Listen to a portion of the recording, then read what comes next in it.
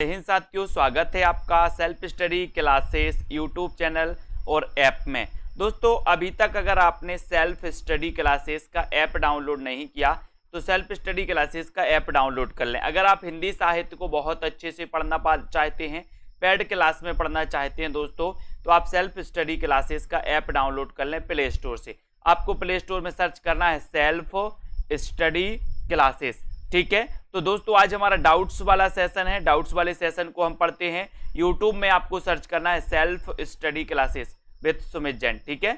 आपसे एक क्वेश्चन पूछा जाता है दोस्तों, क्षयी रोमांस का कवि किसे कहा जाता है? क्षयी रोमांस का कवि किसे कहा जाता है?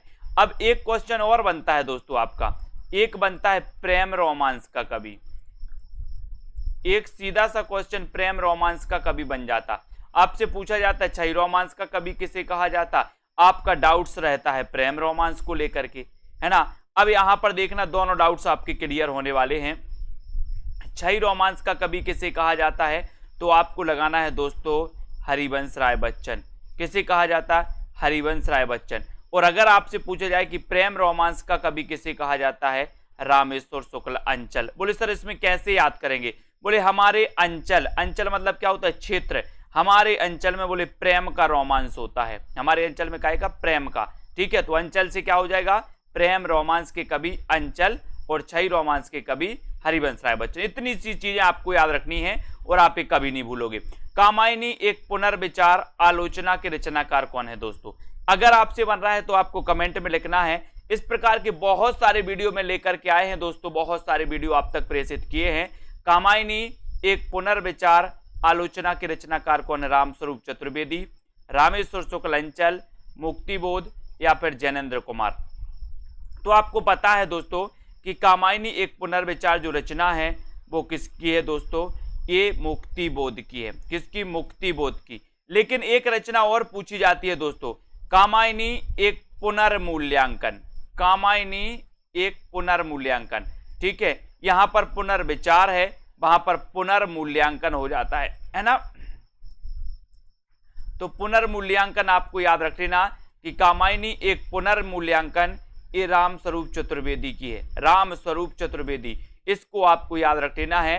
कामायनी एक पुनर्विचार मुक्तिबोध, है ना, इसको आपको याद रख लेना। बोले कामायनी मुक्ति के लिए एक बार पुनर्विचार कर लो, मुक्ति के लिए पुनर्विचार कर लो, है ना। और रामस्वरूप चतुर्वेदी का पुनर्मूल्यांकन, पुनर्मूल्यांकन रामस्वरूप, बोले राम के स्वरूप का पुनर्मूल्यांकन, है ना। तो पुनर्मूल्यांकन दोस्तों, कामायनी एक पुनर्मूल्यांकन रामस्वरूप चतुर्वेदी और कामायनी एक पुनर्विचार मुक्तिबोध। आपने देखा होगा दोस्तों कि सीता जी जब कहां पर आई थी, वनवास से आई थी, तो उनकी अग्नि परीक्षा भी हुई थी, है ना। और दोस्तों उसके बाद लोग बोल रहे थे कि पुनर्मूल्यांकन करो, है ना, फिर से परीक्षा देनी पड़ेगी उनको। फिर धरती माँ उनके लिए दोस्तों ले गई थी, वो धरती में समा गई थी, है ना। तो ऐसी रामस्वरूप चतुर्वेदी कामायनी एक पुनर्मूल्यांकन इनकी रचना है। किसी कहानी से जोड़ करके दोस्तों आप इसको याद कर सकते हो। और कामायनी एक पुनर्विचार मुक्तिबोध की है, ठीक है। अब देखते हैं दोस्तों नए पत्ते किसकी रचना है? नए पत्ते, है ना, कई बार पूछी गई। और एक रचना पूछी जाती है दोस्तों नीम के पत्ते, है ना। एक रचना पूछी जाती है क्या? नीम के पत्ते। और एक रचना पूछी जाती है नए पत्ते, ठीक है। तो नए पत्ते मैंने आपको कई बार याद करवाया है कि सर जब नए पत्ते, पेड़ जो पेड़ होता है उसमें नए पत्ते आते हैं तो नए पत्ते कैसे होते? बोले सर निराले निराले होते हैं। कैसे होते? निराले। तो ये नए पत्ते जो रचना है किसकी होगी? निराले होते हैं तो निराला, ठीक है। अब फिर आपसे पूछा जाता है दोस्तों नीम के पत्ते, नीम के पत्ते किसकी रचना है?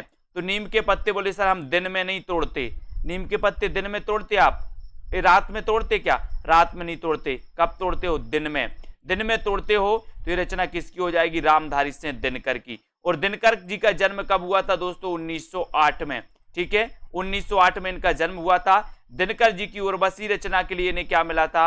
ज्ञानपीठ पुरस्कार मिला था, आपको पता होगा, है ना, रामधारी सिंह दिनकर को। और नीम के पत्ते जो रचना है दोस्तों वो किसकी है? रामधारी सिंह दिनकर की है। और नए पत्ते जो रचना है वो निराला जी की है। इनको अपन को याद रखना है, ठीक है। ये डाउट्स वाले प्रश्न है। हिंदी साहित्य का उद्भव और विकास के रचनाकार कौन है? हिंदी साहित्य का उद्भव और विकास, ठीक है। अब दोस्तों एक क्वेश्चन इसी से सेम पूछ लिया जाता है जो हम आपको बता रहे हैं, आपसे बन रहा है, तो कमेंट में लिखें हिंदी साहित्य का उद्भव और विकास की रचनाकार कौन है, और यहां पर दे दिया जाए दोस्तों हिंदी भाषा का उद्भव और विकास। अब बहुत सारे लोग डाउट्स में आ जाते, आपसे पूछा जाता है हिंदी भाषा का उद्भव और विकास के लेखक कौन है, आप आओ देखते न ताओ और लगा देते हजारी प्रसाद द्विवेदी, जबकि हिंदी साहित्य का उद्भव और विकास ये हजारी प्रसाद द्विवेदी की दोस्तों रचना है, ग्रंथ है, जबकि हिंदी भाषा का उद्भव और विकास ये आपको याद रख लेना कि ये उदय नारायण तिवारी की रचना है, उदय नारायण तिवारी। ठीक है, तो हिंदी भाषा का उद्भव और विकास, भाषा का पूछे तो उदय नारायण, बोले भाषा का उदय, भाषा का क्या हुआ उदय, तो हिंदी भाषा का उद्भव और विकास उदय नारायण तिवारी, और हिंदी साहित्य का उद्भव और विकास हजारी प्रसाद द्विवेदी। ठीक है, ये डाउट्स भी आपका क्लियर हो गया दोस्तों।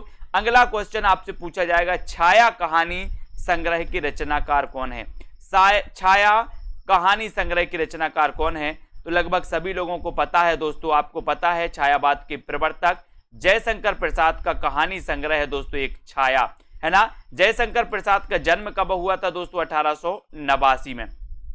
ठीक है, तो जयशंकर प्रसाद का दोस्तों छाया कहानी संग्रह है। लेकिन अगर आपसे पूछा जाए कि छाया कहानी किसकी है, छाया कहानी किसकी है, तो आप क्या बताओगे, अज्ञेय। छाया कहानी किसकी है, अज्ञेय। छाया एकांकी किसकी है, तो छाया एकांकी सुदर्शन जी की है। छाया कहानी किसकी है, अज्ञेय की। और छाया कहानी संग्रह किसकी है, तो जयशंकर प्रसाद। छाया कहानी संग्रह जयशंकर प्रसाद, छाया कहानी अज्ञेय और छाया एकांकी सुदर्शन की मानी जाती है। तो इन चीजों को आपको याद रखनी है दोस्तों। एक क्वेश्चन और पूछा जाता है जयशंकर प्रसाद से, याद आ गया, आपसे पूछा जाता है कि छायावाद के प्रवर्तक कौन है। तो कुछ लोग कंफ्यूज होते हैं दोस्तों, मुकुटधर पांडे लगा देते हैं, लेकिन आपको मुकुटधर पांडे नहीं लगाना है। अगर ऐसा क्वेश्चन आता है कि छायावाद के प्रवर्तक कौन है, तो आपको लगाना है जयशंकर प्रसाद। अगर आपसे पूछा जाता है कि आचार्य रामचंद्र शुक्ल ने छायावाद का प्रवर्तक किसे माना है, तब जाकर के आपको मुकुटधर पांडे लगाना है। ठीक है, अगर पूछा जाए ईला चंद्र जोशी ने किसे माना है, तो जयशंकर प्रसाद। नंद दुलारी वाजपेयी ने किसे माना है, तो सुमित्रा नंदन पंत को माना है। तो ऐसे बहुत सारा अपना ये सेशन होता है दोस्तों self study classes YouTube channel पर डाउट्स वाले प्रश्नों का।